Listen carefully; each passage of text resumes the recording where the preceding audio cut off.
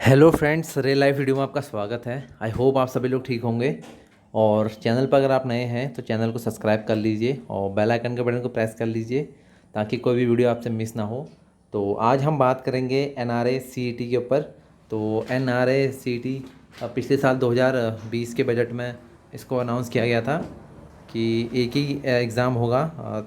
देख सकते हैं स्क्रीन पे, जैसे कि एसएससी के लिए और इंडियन रेलवे यानी आरआरबी के लिए मौजूदा समय में अभी जो एग्ज़ाम कराती है एसएससी, आरआरबी और आईबीपीएस, ये बैंकिंग के एग्ज़ाम कराती है। आरआरबी रेलवे के कराती है और एसएससी बाकी अदर डिपार्टमेंट्स के लिए कराती है। तो एनआरए और सीईटी में बेसिकली जो नॉन गैजेटेड पोस्ट होती हैं उनको भर्ती कराया जाएगा।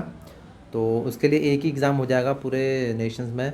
तो आप इस तरीके से समझिए इसको कि जैसे आप लोग कोई एग्ज़ाम देने जाते हैं तो उसका जो प्रीलिम्स होता है, यानी एक तरीके से कह सकते हैं ये प्रीलिम्स टाइप का है, यानी प्री परीक्षा है ये।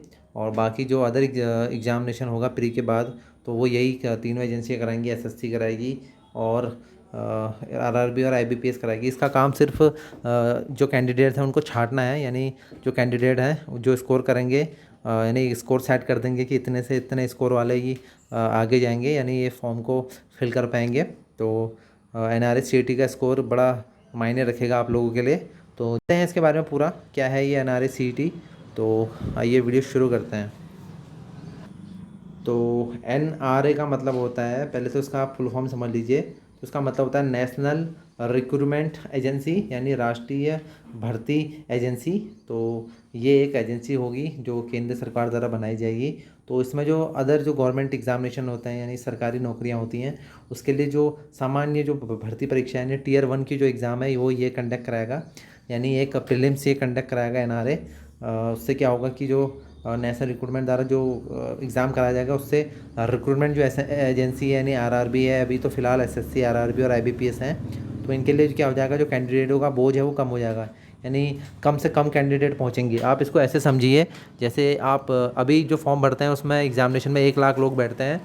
तो आप एनआरए जब एग्ज़ाम कराएगा तो एनआरए के एग्ज़ाम के बाद आप लोग का एक स्कोर सेट हो जाएगा कि इतने से इतने स्कोर तक ही आप लोग आगे फॉर्म भर सकते हैं, यानी आगे एग्ज़ाम दे सकते हैं। तो उससे क्या होगा कि आगे छट के जाएंगे, यानी एक तरीके से ये कह सकते हैं कि ये कि छटनी करती है कैंडिडेट्स के आगे आगे के लिए। तो एक प्रीलिम्स एग्ज़ाम कराएगी ये, तो उसका स्कोर आपको क्वालिफाई करना होगा, यानी इसको क्वालिफाई करना होगा।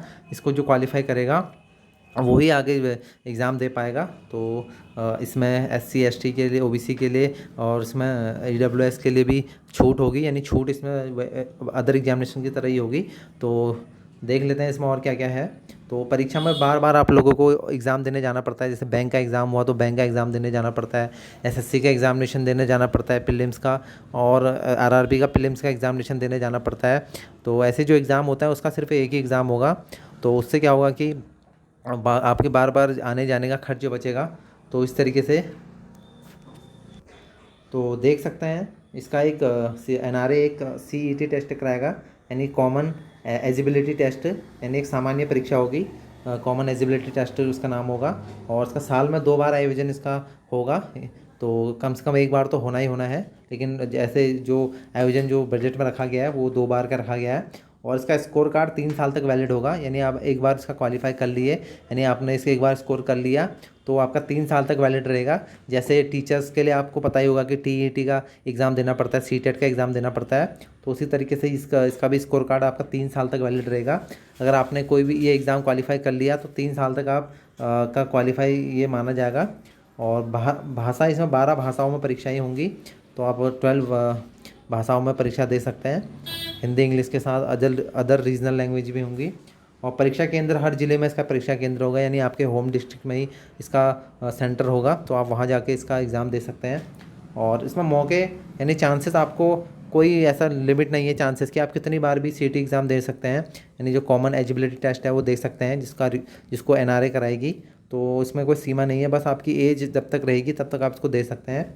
उम्र उम्र इसकी इसमें एज लिमिट रहेगी, और एससी एसटी ओबीसी को इसमें छूट मिलेगी। और 3 स्टेजेस के लिए इसमें एग्जामिनेशन कराया जाएगा, 10वीं 12वीं और ग्रेजुएट। तो अगर आपने ग्रेजुएट डाला है, आप ग्रेजुएट के लिए डालेंगे तो आपका 10वीं और 12वीं कंप्लीट हो जाएगा। अगर आप 12वीं के लिए डालेंगे तो आपका 10वीं वाला जो पोर्शन है वो कंप्लीट माना जाएगा। अगर आप 10वीं के लिए 10वीं के हिसाब से फॉर्म भरते हैं तो आपका सिर्फ 10th माना जाएगा। तो ग्रेजुएट जो हैं बंदे, वो अगर ग्रेजुएट का फॉर्म, ग्रेजुएट स्तर से फॉर्म डालेंगे तो उनका 10th और 12th उसी में कवर हो जाएगा, ग्रेजुएशन वाले में ही। और शुरुआत में इसमें एसएससी, आरआरबी और आईबीपीएस के लिए एग्जामिनेशन कराने की बात हो रही है, क्योंकि सबसे ज़्यादा मैक्सिमम कैंडिडेट इन्हीं तीनों एग्ज़ाम के लिए बैठते हैं, तो सबसे ज़्यादा टाइम इन्हीं एग्जामिनेशन में लगता है। तो इसके लिए कॉमन एलिजिबिलिटी टेस्ट कराने की बात चल रही है। तो इस साल में जो एग्ज़ामिनेशन कराए जाने की बात चल रही है वो सीजीएल, सीएचएसएल, एमटीएस जैसे जो एग्ज़ामिनेशन होता है, जिनका जो फर्स्ट स्टेज की जो एग्ज़ाम होते हैं वो कॉमन एलिजिबिलिटी टेस्ट द्वारा पूरे किए जाने की बात चल रही है। तो अगस्त के बाद जो भी अदर जो एग्ज़ामिनेशन का जो कैलेंडर आएगा वो उसके एग्ज़ाम सीईटी के ज़रिए होंगे। तो बात चल रही है सितंबर 2021 से कराने की इसको, लेकिन अभी लग नहीं रहा कि सितंबर 2021 से इसके एग्ज़ाम पॉसिबल हैं, लेकिन ज़रूर इसका एग्ज़ाम होगा, एक साल में एक बार तो होगा ही होगा। तो अब जो एग्ज़ामिनेशंस होंगे इसी के थ्रू होंगे, तो पहले इसको क्वालिफाई करना पड़ेगा, तो आपका जो पहला स्टेज है वो क्वालिफाई हो जाएगा। तो इसका भी सेम सिलेबस है, उसी की तरह सिलेबस है इसमें भी। अभी देखते हैं इसमें क्या क्या है। तो अलग अलग लेवल में आपके अलग अलग एग्ज़ाम होंगे, ऐसा नहीं कि आप 10th लेवल का एग्ज़ाम देंगे तो उसमें वही इस लेवल के क्वेश्चन आएंगे, यानी डिफ़िकल्टी लेवल बदलता रहेगा। यानी 10वीं में अगर आप 10वीं लेवल का देंगे तो उसमें इजी क्वेश्चंस आएंगे, और 12वीं लेवल का देंगे तो उसमें कुछ अलग क्वेश्चंस आएंगे, और ग्रेजुएशन लेवल में देंगे तो उसमें थोड़ा और टफ क्वेश्चन आएंगे। तो अलग अलग लेवल होंगे इसके, आप जिस लेवल से भरोगे आपको उसी टाइप के क्वेश्चन देखने को मिलेंगे।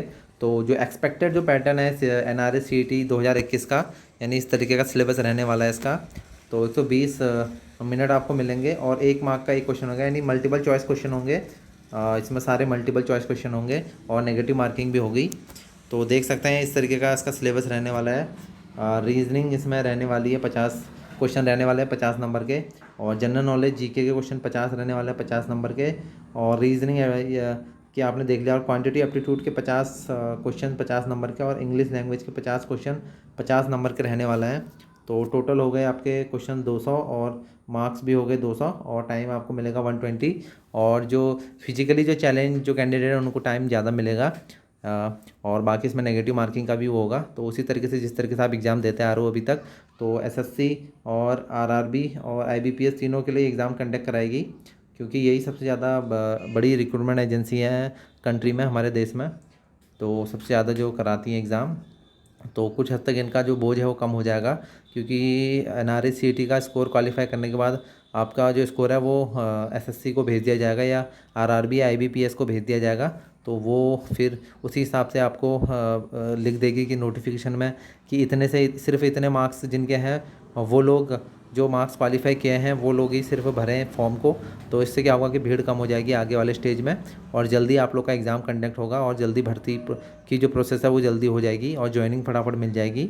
तो ये कहना है सरकार का, यही कहना है, पूरा एक परफॉर्मेंस सरकार ने निकाला है कि, लेकिन इसके कुछ हानियाँ भी हैं, लॉसेस भी हैं इस एग्ज़ाम के। जैसे कि जो बंदे अभी इसकी तैयारी कर रहे हैं, आरआरबी आईबीपीएस या अदर एग्जामिनेशन जो आरआरबी की तैयारी कर रहे हैं लेवल में, उनके उसमें बेसिकली अभी इंग्लिश लैंग्वेज नहीं आती है एग्जामिनेशन में, लेकिन इसके ऐड होने के बाद इंग्लिश लैंग्वेज भी ऐड हो जाएगी। तो अगर ऑप्शनल में इंग्लिश की जगह अगर हिंदी मिलेगा तब तो सही है, अगर इंग्लिश ही रहा इसकी जगह, अगर इंग्लिश ही रहा तो बड़ी दिक्कत हो जाएगी। जो बच्चों को इंग्लिश कमज़ोर है, या किसी वजह से जो लोग सिर्फ रेलवे की तैयारी करते थे, इंग्लिश ना होने की वजह से बाहर हो जाते थे, उन बच्चों के लिए दिक्कत हो जाएगी अगर इंग्लिश लैंग्वेज ऑप्शनल नहीं रही। तो मेरे हिसाब से इंग्लिश लैंग्वेज और हिंदी इसमें ऑप्शनल रहना चाहिए, तो उससे बड़ा फ़ायदा होगा। जो बच्चे दूर ग्रामीण परिवेश में रहते हैं, तो उन बच्चों के लिए बड़ा फ़ायदे वाला होगा। बाकी काम अच्छा है, ऐसी बात नहीं है कि काम गंदा है इसका। एनआरए सीईटी बहुत अच्छी पहल है सरकार की। तो मौजूदा समय में अभी जो एग्ज़ाम चल रहे हैं वो आरआरबी आईबीपीएस एसएससी द्वारा कंडक्ट कराए जा रहे हैं, लेकिन अगले आने वाले समय में जो एनआरए इसका एग्ज़ाम कराएगी।